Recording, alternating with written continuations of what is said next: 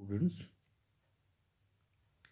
this is a class for BA Part 2nd, and we are doing Macbeth, a play by Shakespeare, and the seventh part of it, seventh session of my lecture on it. And we are doing an introduction, actually, the summary of the play. And we have reached to Act 3, scene 5th and 6th. We will be doing scene 5th and 6th today. We have seen in the earlier scene that Macbeth intends to meet with the three witches, and he wants to know more about the predictions, more about his future from these weird sisters or the witches. Now, in scene 5, uh, Hecate, the goddess of witchcraft, meets with the three witches. Particularly in this scene, the three witches are rebuked by their chief, Hecate, the goddess of witchcraft, for not having kept her informed of what they have been doing to Macbeth. However, Hecate expects that these three witches make amends to her for their previous neglect of her. She also informs them that Macbeth is coming to them to know his future. She calls upon them to be ready with their charms and spells. As for herself, she has to raise certain artificial spirits who will work for the ruin of this man. Why? Because they know that he is very ambitious, and ambition is a demerit that Shakespeare wants to present in this. Over ambition, to be a victim of over ambition, is actually a demerit that Shakespeare wants to show. Uh, this scene has been regarded by some critics as un-Shakespearean. In any case, we meet the three witches once again, and this time we find them receiving certain instructions as to how they should deal with Macbeth.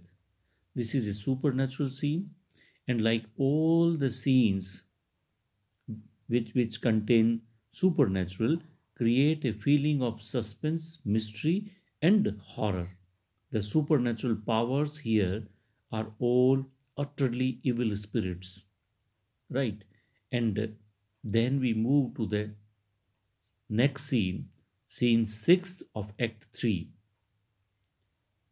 Uh, in this scene, the noblemen of Scotland, two noblemen of Scotland, discuss the situation prevalent in Scotland. Lennox is having a conversation with another Scottish nobleman. Lennox comments adversely on the actions of Macbeth, whom he indirectly accuses of having contrived the murder of Duncan and Banquo also. The two sons of Duncan, Lennox informs, would also have been in great danger if they had not fled from Scotland. Likewise, Fleance would have been killed if he had not managed to escape. Now, Macduff, according to Lennox's account, has incurred the wrath of Macbeth and lives in disgrace. Now we come to know that the next danger is lying upon Macduff. In this conversation, the other nobleman reveals that Malcolm has taken shelter at English court. Means Scotland से England आ गया है. Malcolm कौन है? Malcolm is the prince who is son of Duncan, King Duncan. He has taken shelter in the English court, where he is being treated very hospitably and kindly by the English king, Edward the Confessor. And in this manner, we see Shakespeare very subtly uh, appreciates, admires the English king because he belongs to England. Malcolm hopes to get the support of the English king to fight against Macbeth in order to attain the Scottish crown to which he is legally entitled. And in this manner, we can say this particular scene is purely informative. It is obvious that the Scottish nobles have now become aware of who killed Duncan. The future course of events is also hinted at through the report that Malcolm hopes to get the support of English king to fight against Macbeth.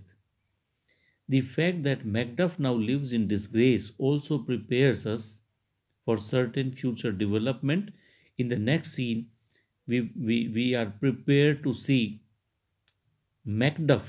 What fate awaits Macduff, we will come to know in the next scene.